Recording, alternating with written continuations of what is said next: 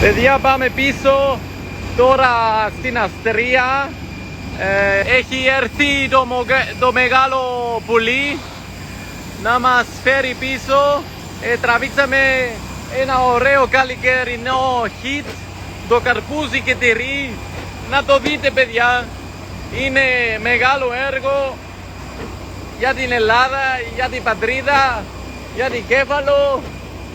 Και χαιρετάμε, καλό καλοκαίρι 2013 από τον Κώστα Σούπερ Μαρκέτης.